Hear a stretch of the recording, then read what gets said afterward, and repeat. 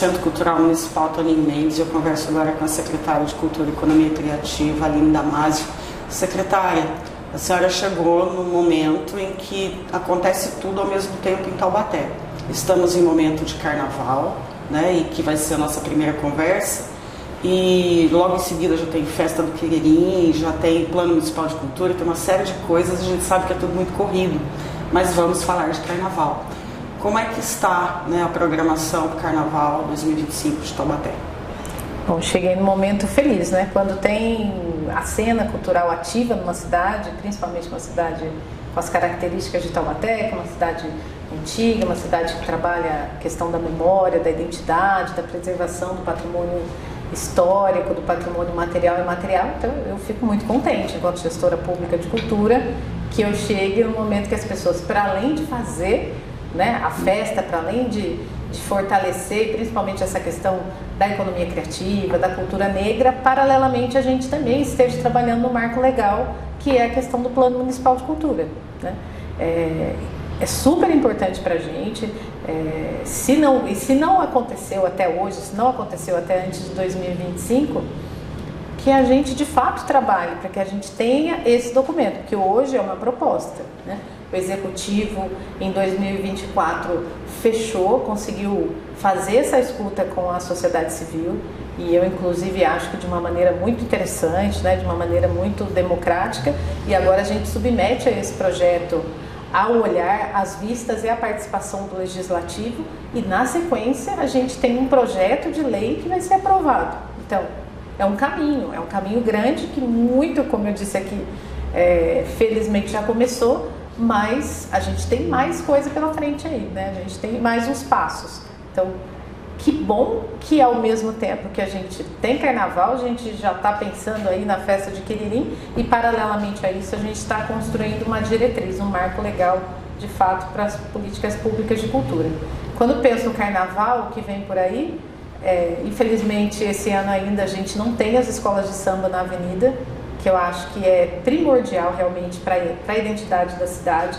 A cidade tem esse carinho, tem esse afeto, né, com a memória de todas as escolas de samba, e não que esse desfile não venha acontecendo nos últimos anos, mas ele não vem acontecendo naquele formato outro, né, que eram todos participando e assim por diante. Então, a gente está trabalhando para que em 2026 a gente tenha, para além da programação dos outros lugares, né, dos SEDES, do Quiririm, que a gente também tem as escolas, que mais uma vez dizendo o quanto elas representam, né, da história, da construção da cidade realmente de Taubaté.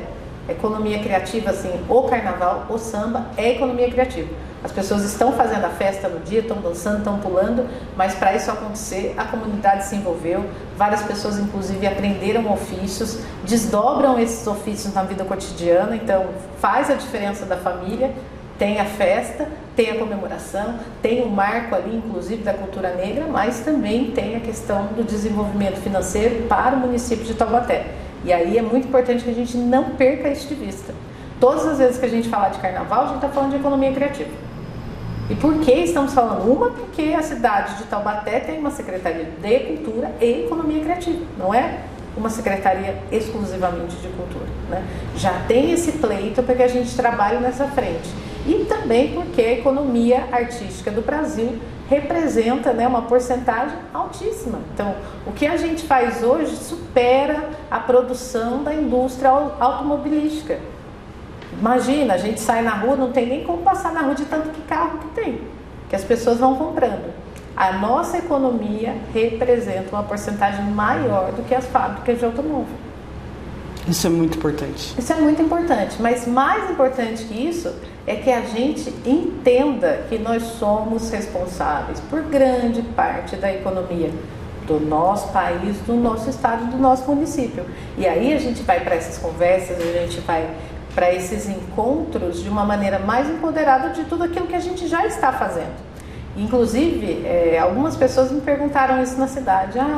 Você vem falando da questão da economia criativa como se ela não existisse. Na verdade, eu venho falando da economia criativa como se ela não estivesse estruturada, porque estruturada ela não está. Se eu chegar hoje uma artesã e falar assim, o que a senhora representa na economia criativa? Dificilmente eu vou ter uma resposta.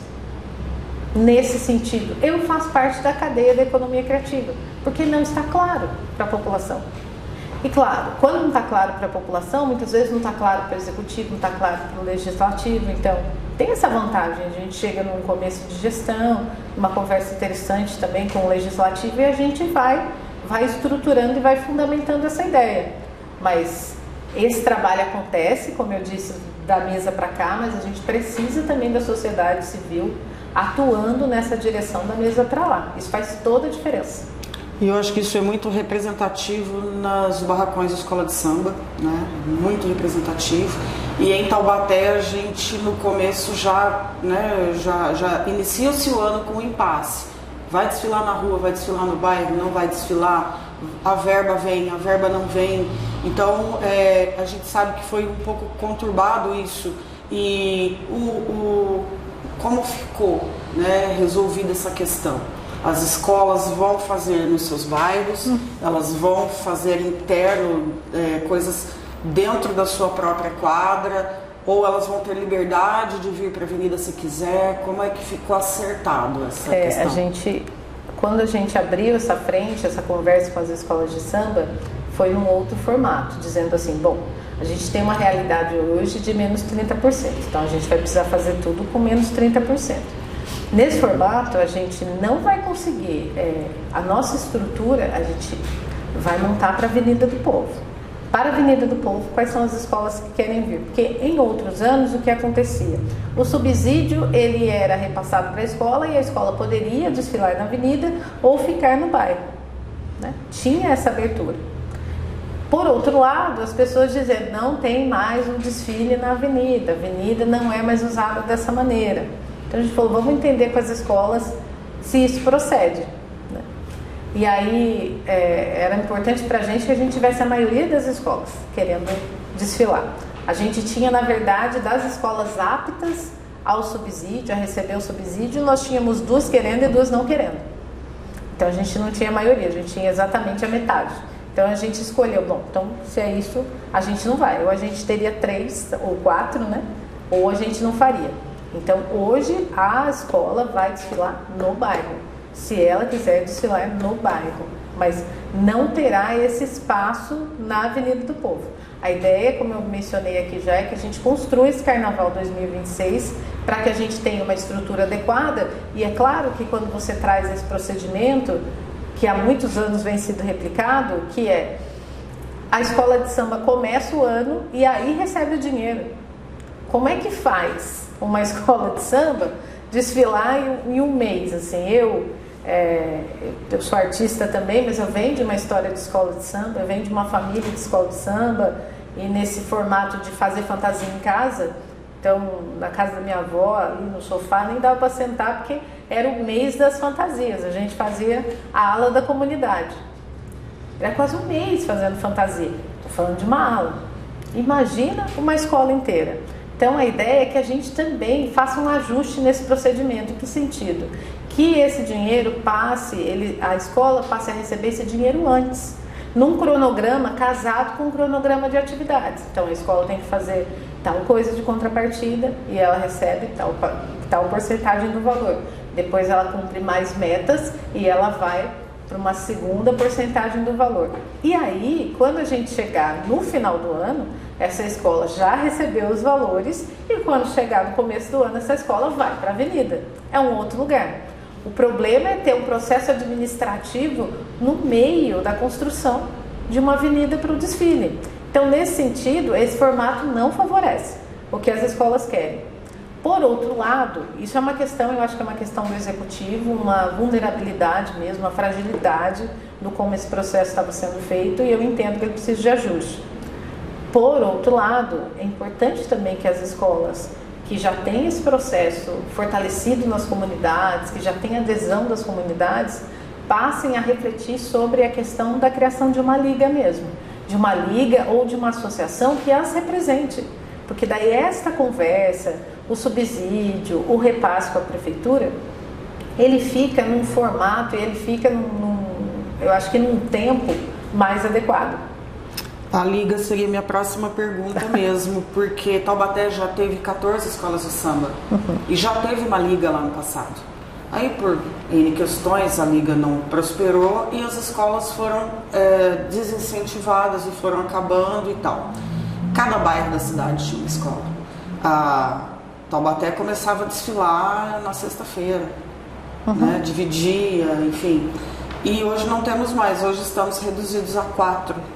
Por N questões, inclusive... Talvez 5 agora, né? Tem uma escola que está voltando, isso, talvez 5. Isso, talvez 5. E tem uma coisa, né? Já tive uma fala anterior sobre isso, a questão de não ter cumprido as questões legais, agora ter que entrar no marco regulatório, né? Tá organizada, né? Para poder fazer isso. Só que ficaram resquícios lá atrás. Ficou dívida, ficou documento solto por aí.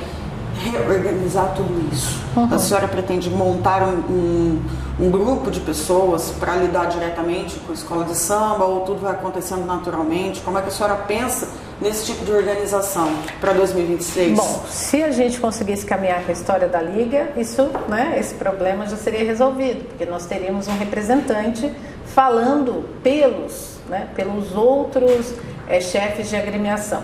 Então, esse problema já seria resolvido, mas como eu disse, você mencionou uma liga passada, né? Eu já ouvi falar da samba, né? O tempo que também não teve tanto tempo assim, mas já aconteceu. Então, não é impossível de fato que aconteça, mas eu acho que tem uma mentalidade que não tem a ver com o carnaval de Taubaté. Eu acho que tem uma mentalidade que ela precisa ser trabalhada para fortalecer o carnaval nacional. Estou falando isso porque tem um trânsito na Liga de São Paulo, frequento ali a cidade do samba, então entendo um pouco quais são as dificuldades, como eu disse aqui, quais são as inconstâncias, né? E eu acho que a mentalidade de que esta frente precisa estar unida, independente que sejam bairros diferentes, que vão para a avenida para competir, né? Mas antes dessa chegada na avenida, esses chefes de agremiação precisam estar juntos e unidos para fazer a construção dessa identidade do carnaval. Porque o carnaval, por exemplo, infelizmente as escolas não estarão na avenida, mas tem outras frentes do carnaval que vão continuar acontecendo. Lógico que a gente que trabalha com a questão da preservação do patrimônio material, a gente vai trabalhar nessa frente, né? Eu até fico muito feliz se eu pensar em tudo que eu ouvi na audiência pública, pessoas que estavam presentes, informadas, né, das demandas, colocando de uma maneira muito oportuna, ao passo que também, quando fui convidada para a cidade de Taubaté pelo prefeito Sérgio Vitor, a necessidade dele, o que ele colocava enquanto a prioridade no plano de governo, são necessidades que eu entendo que estão completamente alinhadas com as diretrizes das políticas públicas de cultura no âmbito federal. Então, aparentemente, nós estamos numa sinergia. E quando a gente trabalha junto, a gente anda mais rápido. Hoje, se eu tivesse que fazer um diagnóstico por alto, é claro que eu não tenho condições de fazer um diagnóstico mais técnico, porque não tenho tanto tempo na cidade e não conheço tão bem a operação das escolas de samba. Mas se tivesse que fazer um diagnóstico por alto, né, eu diria que as escolas têm esse estado mais frágil, junto ao executivo inclusive, porque depende do subsídio, né, e esse subsídio ele tem um formato para acontecer, né? Se essas transferências fossem via instituição, como eu estou mencionando, seria de outra maneira, né? Então eu acho que falta realmente esse entendimento do maior. É claro que a gente, quando está à frente da comunidade, a gente representa o nosso grupo, né? A gente realmente briga por aquelas pessoas que estão com a gente o ano inteiro, mas não pode perder de vista que a gente precisa ter uma unidade. Qual é a unidade que está faltando? A unidade carnaval, a unidade escola de samba. E aliás, eu corrijo, não seria carnaval porque tem outras frentes do carnaval que continuam atuando, mas falta a unidade escola de samba. E é claro, eu como gestora de cultura, mas também como uma pessoa do carnaval, como uma artista, eu confio e acredito que a gente vai chegar nesse lugar. Acredito mesmo. E a gente fica muito feliz de ter uma pessoa da cultura popular à frente da gestão, porque a gente tem um histórico de um certo desleixo né, com a cultura popular. Então isso eu acho que já é um ganho enorme. Já é um ganho enorme a gente ter na gestão uma pessoa com esse entendimento. E aí, né, o distrito do Quiririm, ele costuma ter ali nos dias de carnaval, bandas e tal, isso vai acontecer? Isso vai acontecer no mesmo formato que aconteceu no ano passado. Eu acho, inclusive até tem um questionamento, né, do que Quiririm tem carnaval, sendo que a tradição de Quiririm é italiana. É quase como se eu dissesse assim, que, por exemplo, a população negra ou o joangueiro, né, ou a pessoa da congada não vai poder se envolver na manifestação italiana, porque na verdade a especialidade dela é a cultura negra, né? Não tem como defender esse olhar. Esse olhar, a arte, nós somos conhecidos, nós artistas, como progressistas, né? E eu não estou falando absolutamente de nenhum tipo de política partidária, mas estou falando de identidade. Quando a gente vai para um entendimento como esse, na verdade, a gente representa o contrário. O carnaval pode acontecer onde as pessoas quiserem brincar carnaval. Se a gente tem uma população ali presente e disponível para isso e que comparece às atividades, é um fluxo que a gente tem. É claro que o sonho, né, eu uso esse termo mais popular, o sonho da minha casa própria, é que a gente pudesse fazer matinês em todos os bairros da cidade, para que as pessoas, principalmente que têm dificuldade de deslocamento, né, conseguissem brincar também, porque a gente sabe que tem uma parte da população que não vai chegar, né, ou no Quiririm e não vai chegar no SEDES, ou não vai chegar na Avenida do Povo para fazer o pré-carnaval. A gente tem clareza disso. Então, é claro que a descentralização é um objetivo, mas por outro lado eu digo que a descentralização é um processo, ela não acontece uma hora para outra, porque você precisa de estrutura, você precisa colocar uma estrutura segura. Para isso você precisa de espaços que tenham um mínimo de estrutura, e muitas vezes não tem. Mesmo a gente levando uma estrutura para o espaço, muitas vezes a gente não consegue garantir a segurança do evento, no quesito vento, no quesito chuva, mas é lógico.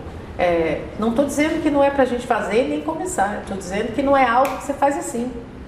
Às vezes o bairro tem uma estrutura ali que recebe com qualidade, mas é raro. Eu tive a oportunidade de conversar com 58 representantes de associações de bairro, há umas semanas atrás. E eu saí de lá com 2 associações que disseram assim, olha, lá a gente tem uma estrutura que recebe tranquilo, sem problema nenhum. De 58. E eu tenho certeza que eu não ouvi todas as associações.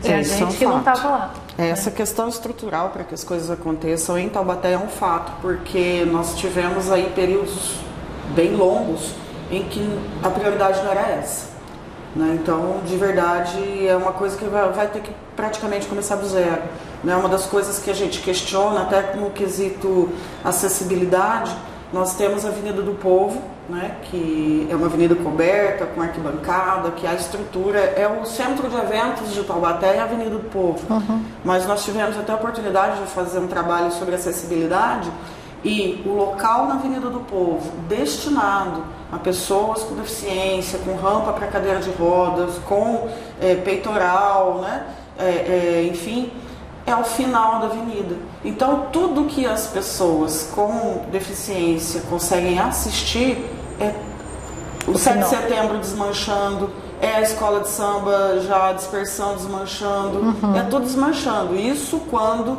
não fica atrás do palco e a única visão que eles têm é de camarim e banheiro químico. Né? Então, por exemplo, falando de estrutura, fica aí para o futuro um pensamento de trazer esse local de acessibilidade mais para o meio da avenida. Para frente. Porque ele fica em frente à Câmara Municipal. Então, assim, né, acho que a gente está aqui no diálogo aberto para falar de estrutura, né, e é uma coisa a se pensar, porque ali acontece tudo. Né? É Flit, é Virada Cultural Paulista, é Carnaval, é o 7 de setembro, tudo acontece ali. E o espaço para essas pessoas fica lá no finzinho. Né? Então fica aí uma sugestão. Claro, muito acolhida a sugestão. Eu acho que tem 2 frentes nessa fala, né? Uma fala é a gente continuar trabalhando na questão da descentralização. Ela Mais uma vez, ela não é fácil, mas ela também não é impossível. E quando a gente fala de descentralização, mesmo que eu não consiga chegar em todos os bairros, se eu consigo fazer um eixo ali e ter 5 pontos, né, que compreendam diferentes regiões da cidade, a gente está atuando na descentralização, a gente começa. E uma outra coisa que você está trazendo e que é super importante é a questão de que pensar o espaço de acessibilidade com qualidade. Né? Porque tem o Proform, que é a lei, que a gente garante, mas tem que garantir com qualidade, não é só garantir. E nesse sentido também eu acho que é uma sugestão lindíssima, né? Para quem entre aí na lista, né? E na fila dos ajustes, porque acho que ela é completamente coerente. Para a gente poder cumprir o artigo 215 da Constituição, né? De forma a dar acesso, né? Sim. Então tem que... é por aí.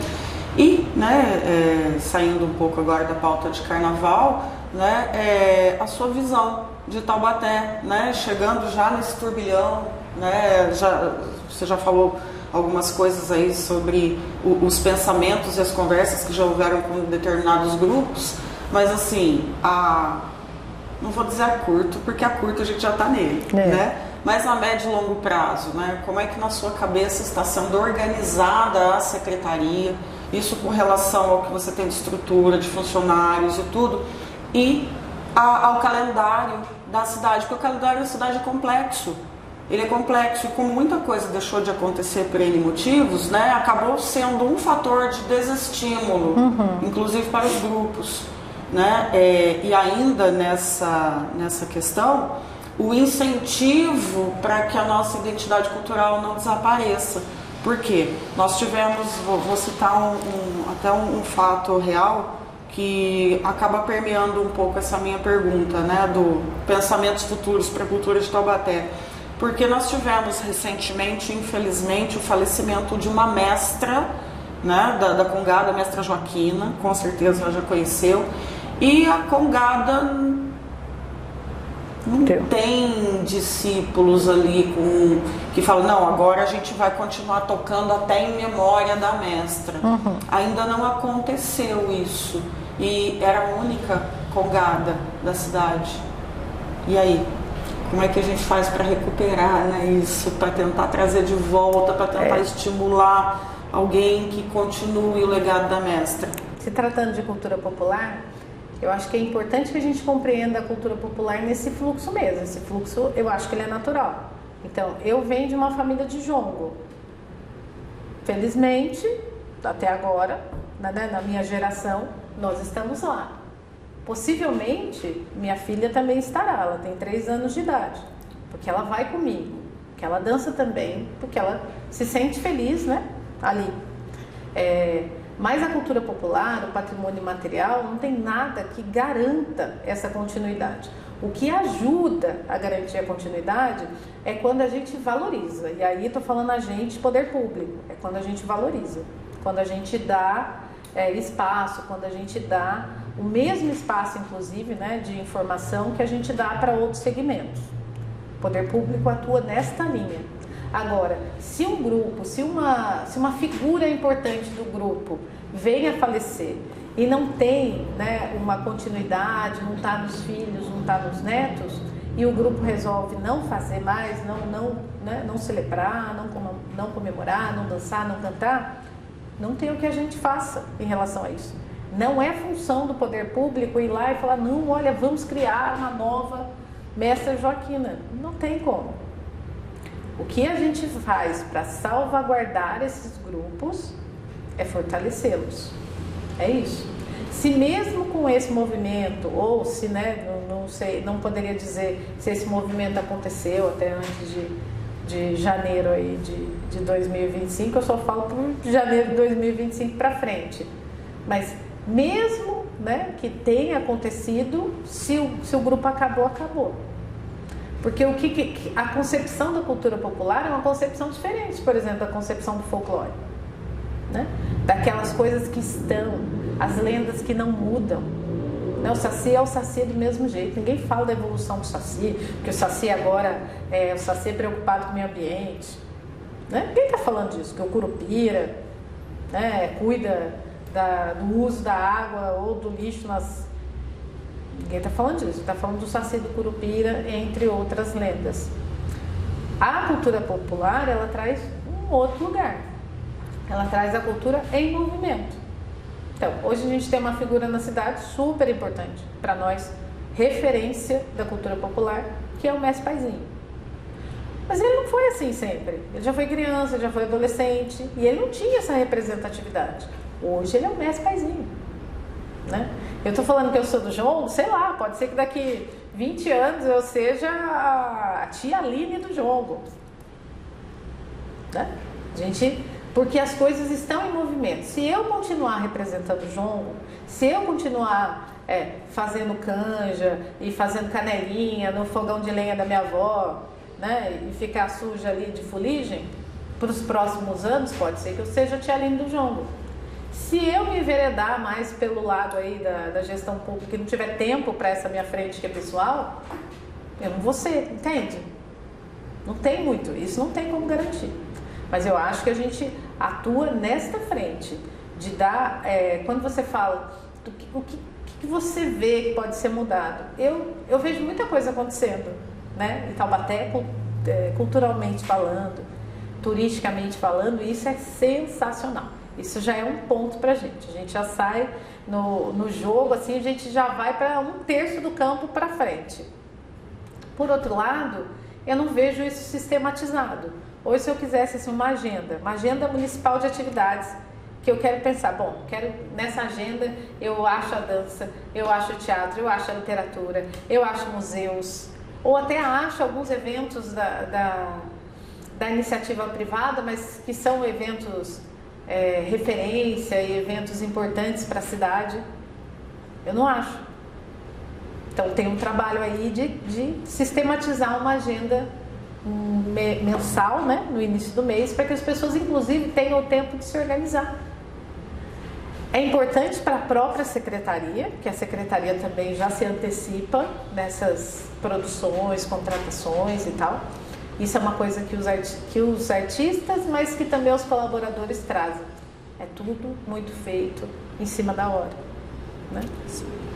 E já há algum tempo isso, viu? Não é uma especificidade de Taubaté, isso acontece em outras cidades também. Mas uma agenda ajuda todo mundo. Ajuda o público, o munícipe a se organizar para estar. Consequentemente, a gente está fazendo uma expansão, uma ampliação de público, né? Ajuda o artista também a conseguir divulgar o seu trabalho e ajuda o colaborador da secretaria, né, o servidor público, que nesse momento faz parte desse time, a se organizar para uma ação, né, antecipadamente. Eu acho que Taubaté está muito feliz, né, com essa ideia de organização das coisas, porque a falta disso caminhou para coisas não bacanas, e eu acho que a gente tem aí todo esse potencial de verdade, né, e é extremamente importante estruturação, regulamentação. Muitas coisas não acontecem como deveriam por falta disso, e a gente fica muito feliz, né, que a sua gestão tem esse foco de conhecer, valorizar. A palavra valorização me deixou muito feliz, né? Eu acho que o Taubaté inteiro fica muito feliz com esse termo valorização, porque é o que precisa, né? É o que precisa para começar. E, bom, dentro da pauta do carnaval, a gente vai dentro da nossa linha, divulgar ao máximo essas atividades pontuais e nos colocar à disposição, né, da secretaria para outras conversas ou para outras atividades. E assim, estamos totalmente mesmo à disposição dessa reorganização, né? Dessa reorganização. E aqui nossos microfones estão abertos, né, para a senhora fazer aí as suas considerações, e se tiver alguma coisa importante de ser dita que nós não conversamos, fique à vontade. Eu acho que a agenda já vai dando essa cara. Tenho tido a oportunidade de ouvir muitas pessoas que eu sei que têm atuações muito significativas para a cidade. Eu acho que uma outra coisa que a gente faz enquanto artista, e eu também me coloco nesse grupo, eu estou gestora agora, né? Mas eu também sou artista. É a gente conseguir reconhecer todos os passos que a gente deu no passado para chegar até aqui. Então, eu estou falando que a gente vai trabalhar em alguns ajustes, mas eu estou falando de ajustes, o que significa que algumas coisas já existem e já acontecem, precisam de ajuste, mas já acontecem. Por isso sou muito grata, por exemplo, por fazer parte hoje de uma secretaria que já tinha uma engrenagem e as pessoas estavam acreditando naquilo, mesmo com questões políticas adversas, né? Quando você tem, por exemplo, um secretário, que era o caso do Fernando, ex-secretário, mas gestor público de carreira e da cultura. Isso era importante para a cidade também. A gente pode até discutir o quanto de fato essa pessoa tinha autonomia de trabalho, mas o quanto dentro da possibilidade se dedicou. O quanto essas pessoas continuaram fazendo dentro da secretaria, mesmo muitas vezes sentindo que não estavam sendo amparadas. Então, é muito importante para a gente reconhecer tudo que foi feito até agora, até para a gente conseguir se engajar numa expectativa de construção, de uma construção positiva e nem perder tempo e energia para criticar o que foi, sabe? Então, a felicidade que eu tenho de ter esses colaboradores que estavam há anos atrás fazer parte da equipe deles, né? Não são eles que fazem parte da minha equipe, eu faço parte da equipe deles, porque a equipe é deles, eles são servidores públicos. Eu sou comissionada, eu estou aqui, mas eu não estou aqui, né? Eu passei lá 8 anos em Guará. Acabou no dia 31 de dezembro. As pessoas que me ajudaram e que pegaram na minha mão para que, de fato, as diretrizes que eu estava pensando em implementar, de fato fossem implementadas, continuam lá, com outros gestores, mas essas pessoas têm o capital pessoal e têm o capital, né, essa expertise mesmo das coisas que aconteceram, do que deu certo, do que não deu certo. Então, é lógico que eu chegar numa secretaria como essa é uma vantagem, né? E principalmente pessoas que têm esse perfil colaborativo, proativo, né? Então, eu acho super importante ressaltar isso. Para além disso, dizer que a arte é uma prestação de serviços também do executivo. Então, é claro que a arte nos alimenta, a arte nos abraça, mas a arte também é nosso direito, a cultura é nosso direito. E do mesmo jeito que o executivo, né, que o legislativo passa a atender demandas da saúde, da educação, da assistência social, que são pleitos da sociedade. Se a gente não tem um pleito organizado, não seremos atendidos. Então tem gente que fala assim, na minha rua tem uma casa muito importante para mim, para minha história, e eu queria que essa casa fosse preservada, que essa casa fosse protegida no âmbito municipal, estadual, federal, sei lá. Se isso é uma vontade só sua, você precisa entender que possivelmente isso não acontecerá. Agora, se as pessoas estiverem engajadas nessa direção, se uma comunidade entender que aquela casa representa a história da cidade, aí você tem mais condições de se organizar para esse pleito.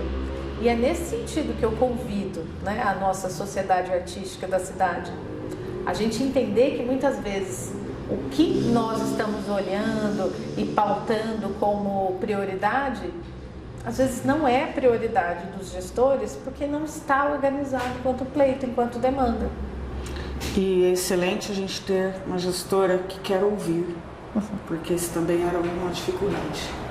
E eu acho que a gente ganha com isso. Bom, muito obrigada. Certamente teremos muitas coisas para discutir aqui. Sim. E quando eu falo discutir, enquanto programação mesmo, né, compartilhar com as pessoas a programação, a gente vai agora, nos próximos dias, para um pré-carnaval, meu primeiro pré-carnaval na cidade, mas um pré-carnaval bem importante porque é a volta de um bloco que foi também se desorganizando, se destituindo por...